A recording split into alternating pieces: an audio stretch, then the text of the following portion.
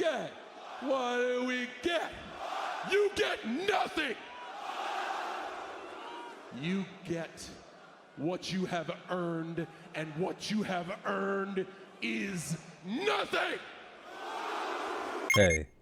From the very beginning, Dragon Ball Z Kakarot has stood out for how fully it commits to letting players exist inside its world. The development team of CC2 consistently leaned into side stories and divergent threads that felt in conversation with Dragon Ball's core themes, and rarely strayed far enough to feel distracting. Now, not every subplot landed, but even the weaker ones contributed to a broader sense of place, helping the world feel layered rather than purely linear. That philosophy has carried through each DLC, where these additions often felt thoughtfully integrated rather than just tackled on. Exploration has always been a key part of that immersion, and the previous Daima chapter handled it particularly well. Part 2, however, feels more restrained in that regard. The sense of discovery is limited, and the space given to a character in their quieter moments is noticeably reduced. I've already been clear that Daima isn't a series that personally resonates with me, but I still recognize why its characters, the scenes, the emotional beats hold meaning to so many of the fans. Here though, the reduced emphasis on exploration and character-driven downtime leaves the experience feeling thinner than it needs to be. Several moments that help define the anime's charms are abbreviated or removed entirely, which affects how complete the adaptation feels. There are new additions worth appreciating, and they do often spark a novelty, but the question that lingers is whether these additions carry enough weight to support what's been left behind. There is some controversy in this DLC as well, so make sure you stick around to the end of this video to see what I'm referring to. I'm your local overanalyzer Art Tellings, and today we're finishing up Dragon Ball Z Kakarot Daima Adventure to the Demon Realm Part 2. The story resumes directly at the conclusion of the previous DLC, opening with its entry how to play section against Tamagami 3. The opening fight mirrors the earlier version almost exactly, functioning as a softened reintroduction. This sense of recap continues through a conversation between Gomah and Degusu, who verbally retrace the events of the first DLC. This exchange serves a clear narrative function, reorienting players who may have skipped the prior chapter or stepped away for a while, using its opening moments to reset the broader context. The narrative briefly returns to Aransu and the unresolved threads surrounding her attempt to create a new Majin. The result of the experiment is revealed to be Majin Ku, already defeated by Tamagami 1 before the player even encounters him. This loss forces Aransu to begin again, shaping a second creation, Majin Du, in another attempt to claim that Dragon Ball. He is Majin Du!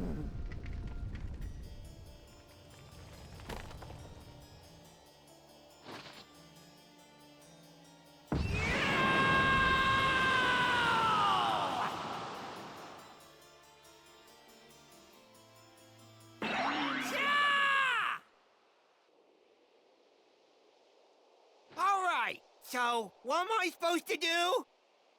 Now, while Ku's character model is striking, it's honestly probably the best one I've seen, the decision to omit his confrontation with Tamagami 1 carries a noticeable narrative cost. In Daima, Ku quickly became a standout presence. His introduction framed him as a credible threat, while his eventual eccentricity gave that character a distinct charm that resonated with viewers. Removing that battle that defined that transition leaves his role feeling truncated, as if an essential chapter of his arc has been summarized rather than experienced. The absence is especially felt because the framework is already in place. The designs, the build-up, and the thematic parallels to the earlier Majin creations suggest a moment that could have carried some weight here, through a spectacle and character expression alike. In a DLC that otherwise leans heavily on atmosphere and implications, the missing encounter stands out as a missed opportunity, one that could have further strengthened Aransu's storyline and the sense of consequences surrounding her experiments. Momentum begins to build once the group sets course to the second demon realm. Lore is introduced through environmental storytelling, as the realm is described as being inhabited by massive kraken-like creatures. One such attack downs the group's aircraft, placing them back on foot and reintroducing traversal as a central part of progression here.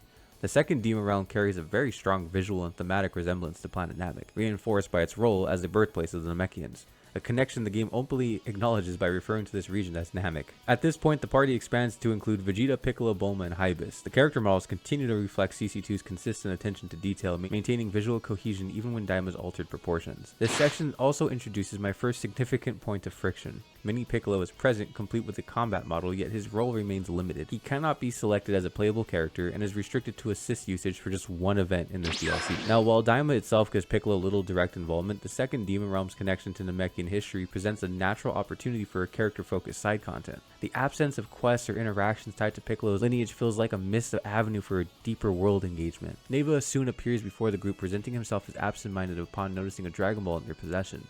Neva admits that he's acted under Gomah's command. He explains that while Dende's capture was always part of the plan, his death never was. Dende's value ensured his survival here. When Neva learns that Goku's group is collecting the Dragon Balls to undo Gomah's wish, his position begins to shift. He ultimately agrees to accompany them, citing a practical necessity. None of them can properly invoke the Dragon Balls without knowledge of the Namekian language. a skill Piccolo himself is said to have lost after spending so long on Earth. Explanation introduces a subtle point of tension with established lore here.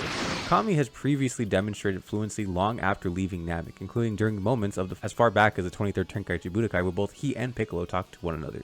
Now the detail doesn't derail the scene, but it does stand out as a quiet inconsistency within an otherwise careful exchange.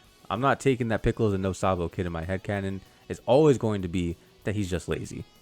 With Neva's allegiance secured, the group moves on, leaving the region behind and crossing into a territory governed by Tamagami 2. The second Tamagami guards the 2-star Demon Realm Dragon Ball, and Vegeta steps forward to challenge him. At first, the Guardian underestimates the opponent, his reaction framed by ridicule at Vegeta's childlike form. You! I've come here to collect that Dragon Ball! Now fight me! A child has come to challenge me? I have no time for tomfoolery, so go home to your mother's teat. Observing Neva in the distance, he recognizes the seriousness of the request and engages accordingly. The match unfolds as one of the few back-to-air encounters in the series with striking stage design that includes a Kraken leaping from the ocean in the background. As Vegeta pushes the Tamagami to his limit, Neva provides a magical boost, testing him further. The added challenge triggers Vegeta's ascent to Super Saiyan 3. Good. That's more like it.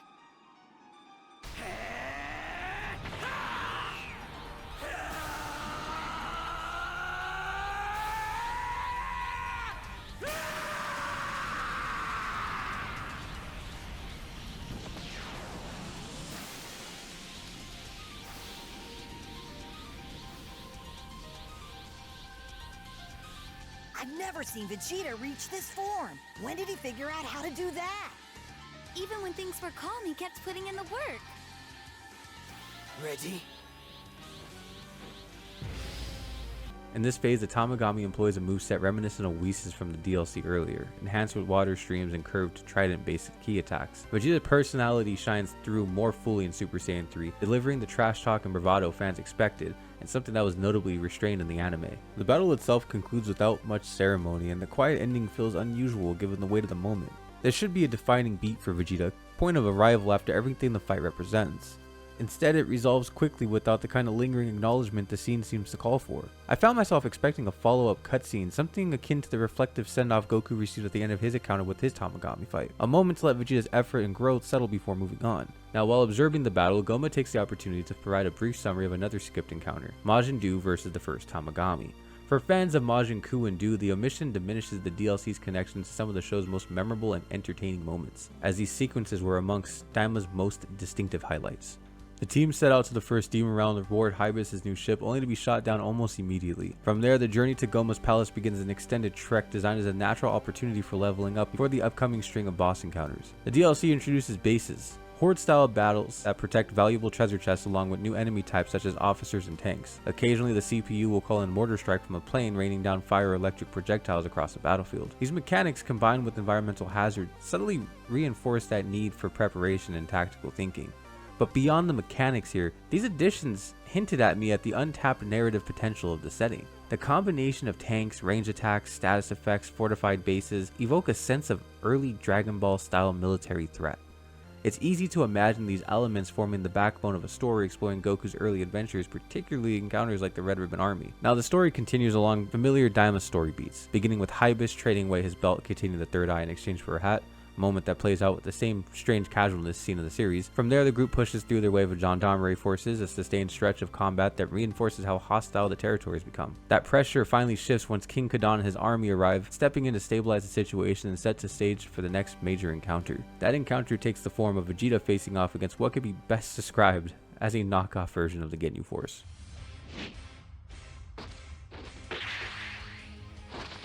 Force Captain Cottam, reporting in. I'm Force Member number 2, Danima. I'm Force Member number 3, here! I'm Force Member number 4! Mash 'em! And I'm Force Member number 5, Daimoy. And together... Oh, brother, this guy stinks! The fight itself is structured as a 1 versus 5 battle. Mechanically, it doesn't introduce anything particularly new, but the challenge does manage to stand out through sheer numbers and pacing. Following this, the story moves quickly. Degasu is captured, Dende is rescued, and the group soon crosses paths with Aransu alongside Majin Ku and Du. Both Aransu and Degasu, Shin's siblings, are driven by the same ambition of claiming the title as Supreme Demon King and ruling this realm. A direct challenge is then offered to Goku and company, with the Dragon Balls offered as a prize for the victor of a match. This leads into what appears to be a long-awaited fight between Goku and Majin Du, finally positioning the game to showcase Du's unconventional fighting style and how Goku adapts to it in that beautiful CC2 animation. It's time for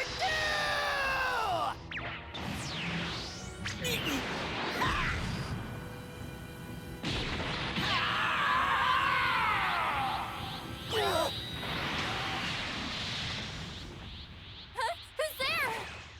Huh?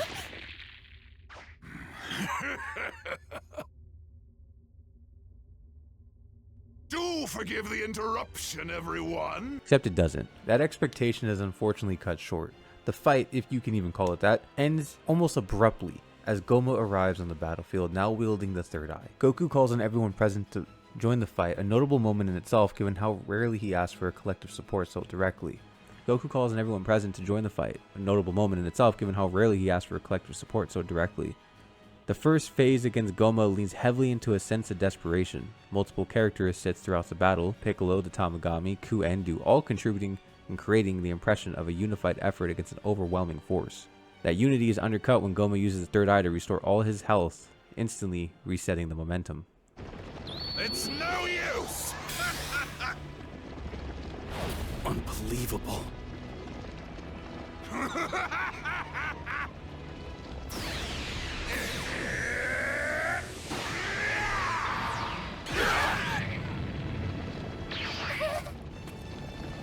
No!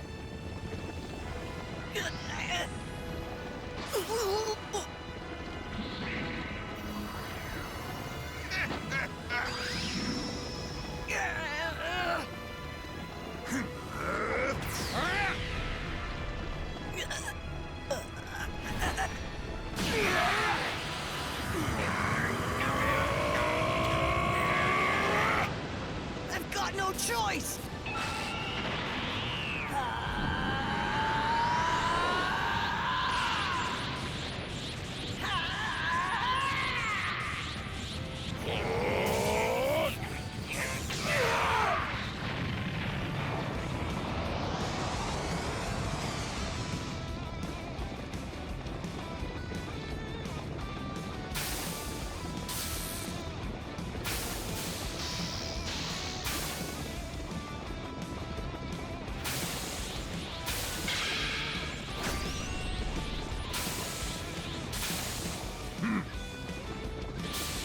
Here goes!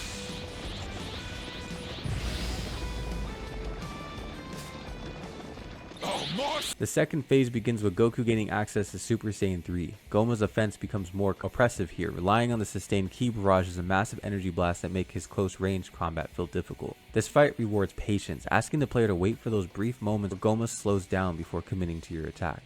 Eventually, Goku's knocked off out of the arena entirely and one of the DLC's strongest moments unfolds.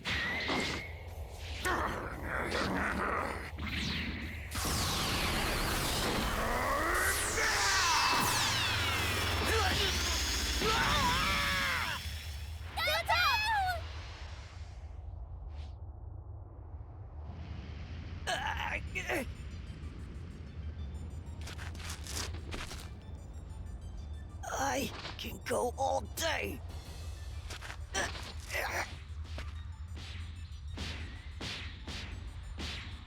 As he struggles to make his way back, the camera lingers as Tamagami number 1 and Majin Du fight desperately to hold off Gomah, emphasizing how close this situation is about to collapse. Goku finally collapsing and unable to continue, but a shadowy figure walks in. Neva the Namekian steps forward and in quiet but charged moment unlocks a dormant power within the Saiyan. From the stillness, Super Saiyan 4 emerges.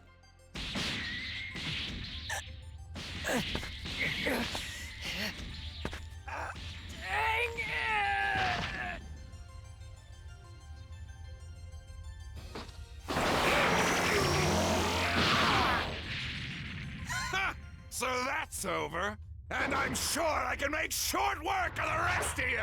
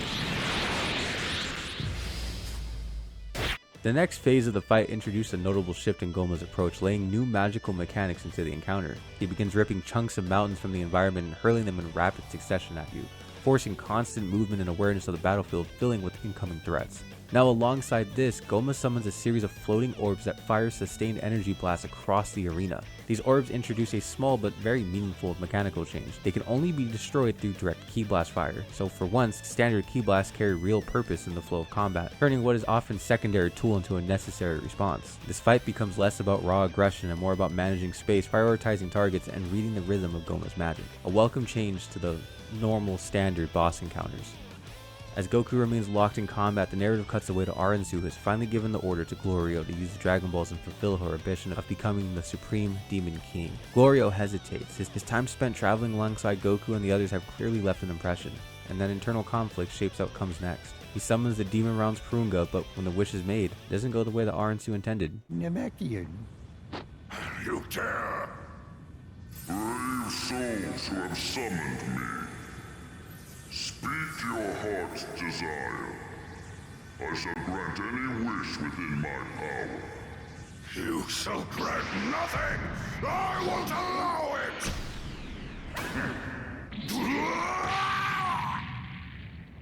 Glorio, if you would, please make the wish. If you need a refresher, our plan was to make me the Supreme Demon King with unparalleled magic power. Say it! Hurry up! Peltotep.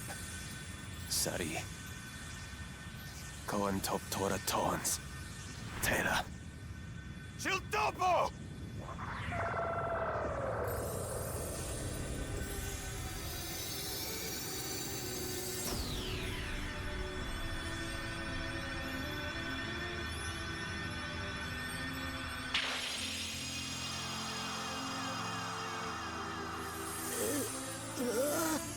What?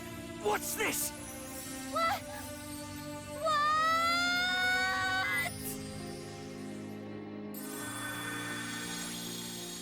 What?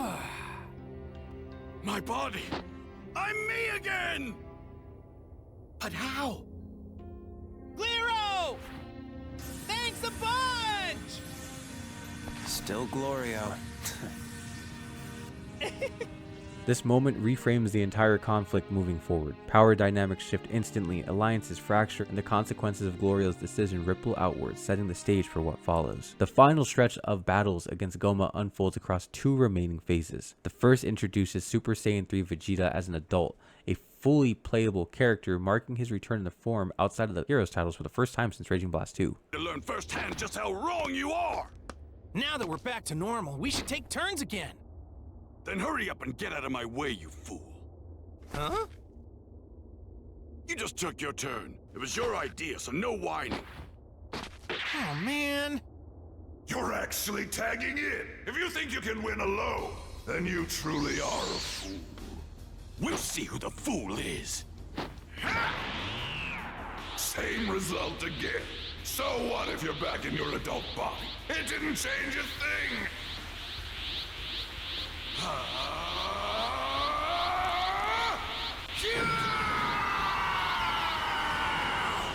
Hold on, what is this?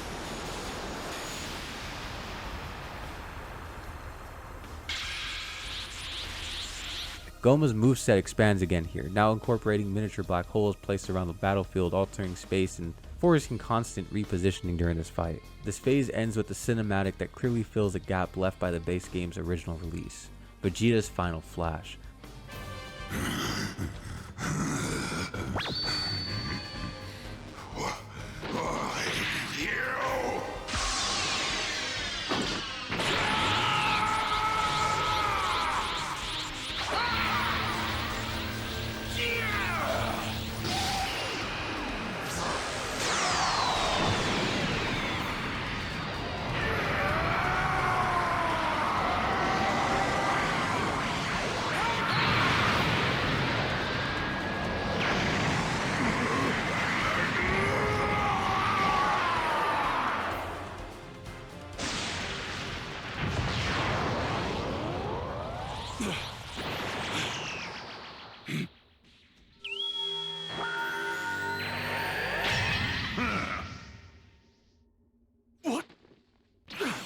I'm still standing.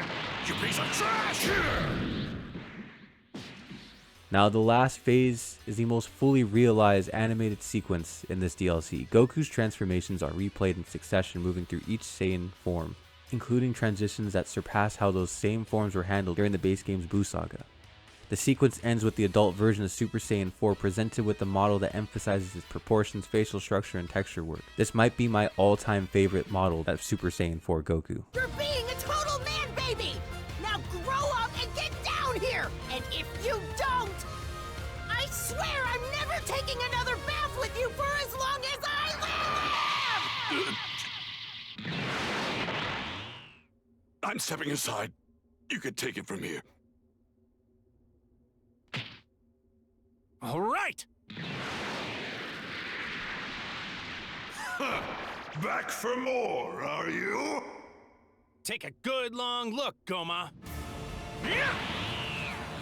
This is the form we call Super Saiyan. And here's Super Saiyan 2. There's more.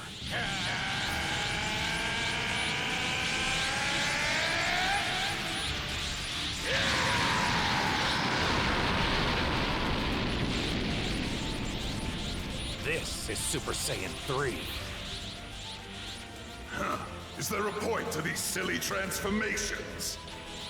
Now to go further beyond. Watch this!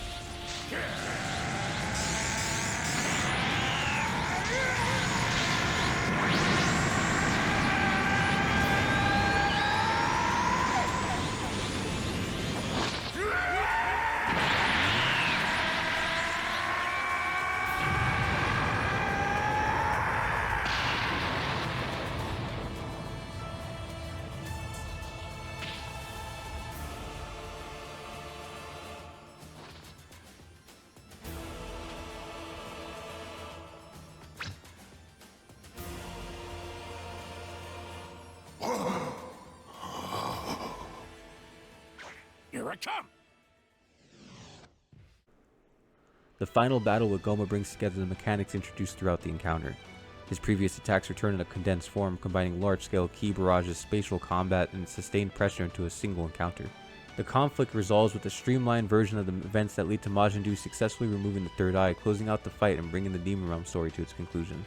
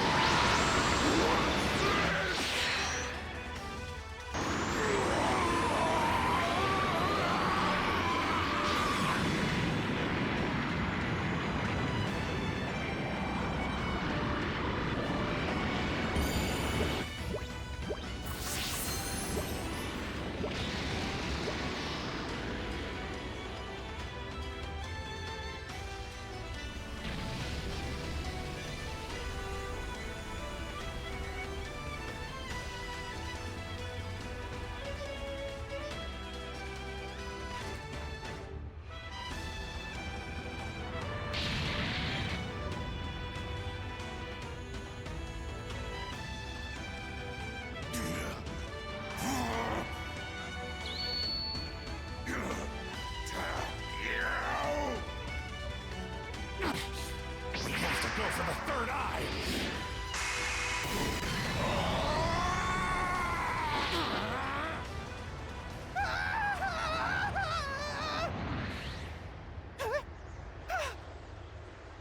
Damn you!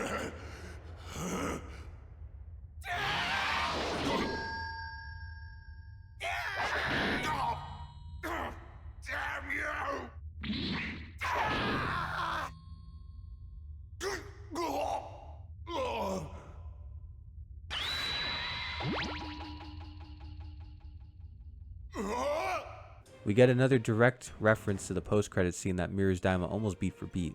The moment lands as a faithful recreation, closing the narrative on a very familiar ground. But the DLC extends beyond, with an additional scene that sparked a fair amount of discussion. A newly introduced bug caused the group to revert back into their child forms once again. This inclusion functions as a mechanical decision, preserving access to the child versions of the characters, which remain a central selling point of Daima as a whole. Despite the intent, the scene has been interpreted by some as a narrative setup leading to a speculation about a potential sequel, rather than just a gameplay-driven epilogue. The post-game opens back up with the newly established demon realm under Majin Buu's rule. The setting presents an opportunity to reflect change, especially under a ruler famed as more competent and stable than those ones who came before him. That potential, though, remains largely unexplored. The post-game includes very few side quests that meaningfully show how life in the demon realm has shifted under the new leadership. The only standout activity here is a quest that allows Goku to face Tamagami number 2. Now I'm back on what I said earlier. Piccolo's connection to the demon realm and to Namekian history more broadly remains underutilized here. Given the setting and the lore already in place, additional Namekian focused quests could have deepened both the world and Piccolo's role within it. The absence of that material leaves the post-game feeling thin and with limited incentive to linger beyond completion. A second point of contention emerging through mechanical restrictions rather than the narrative omissions that we just talked about. The game does not allow adult Goku or Vegeta to access Super Saiyan 4 or Super Saiyan 3 outside of that designated boss encounter. So these transformations remain locked to a singular moment within that DLC and cannot be used freely afterwards. This stands in contrast to the broader design philosophy of Kakarot, where nearly every other transformation introduced across the base game and DLCs became fully playable, outside of Super Vegeta that is. Now there are plausible production reasons for this limitation. Each transformation would require additional model adjustments across multiple outfits, and the open-ended structure of Kakarot would allow players to access that form throughout the story if the DLC was completed early. But even with those considerations in mind, both Super Saiyan 4 and Super Saiyan 3 represent defining moments for both of these characters within this DLC, and their absence from free play leaves those transformations feeling isolated rather than integrated into the larger experience. This DLC ultimately lands as an enjoyable experience, carried by strong presentation and a handful of memorable encounters. That enjoyment, however, struggles to justify its $20 price point, even for the dedicated fans of Daima. Many of the moments most associated with the anime are either removed entirely or reduced to second-hand retellings through Gomah and Degasu's dialogue. Those recaps convey information, but they replace scenes that could have offered agency, tension, and character presence. Taken together, these decisions leave the DLC feeling complete in outline yet restrained in execution. Functional, occasionally compelling, and consistently held back from fully exploring the ideas it introduces. At the end of it all, this DLC feels like a glimpse into something larger than what it ultimately allows itself to be. The ideas are present, the world is textured, but what lingers most is the sense that many of those elements remain just out of reach, acknowledged without being fully explored. There is still enjoyment to be found here, especially for fans who value atmosphere, presentation, and the simple act of returning to this universe. That enjoyment exists alongside an awareness of what could have been expanded, but as an addition to Dragon Ball Z Kakarot, this DLC contributes another chapter to its experience. You know, I started this series back in March of 2025 as a way to give myself something new to work towards. It was a chance to learn how to edit, revisit games I missed growing up, and finally talk through a game that I kept bouncing off of because I could never sit through the Namek saga. It wasn't until I committed to a full playthrough covering every side quest, every story beat, and every system this game had to offer that something clicked. A genuine appreciation, one I didn't expect. I said that before, I love the legacy of Goku, and in a lot of ways Kakarot feels like a fully realized version of the game I imagined while playing those old GBA titles in the backseat of the car. There were plenty of moments that left me baffled by the creative choices on display. There were others that found myself praising more openly than I expected. Sometimes even more than the wider conversation around the game ever did. Taken as a whole, this experience settles comfortably as a top 5 Dragon Ball game for me. And reaching the end of this series carries a strange sense of closure. This game played a real role in shaping this channel, and letting it go feels quietly bittersweet. With Dragon Ball, there's always the possibility of another DLC, another game down the line, and that feels almost inevitable. And when that happens, I'll be here again, ready to talk through it in the exact same way. I've been your local overanalyzer Art Tellings, and this has been my extensive look at Dragon Ball Z Kakarot.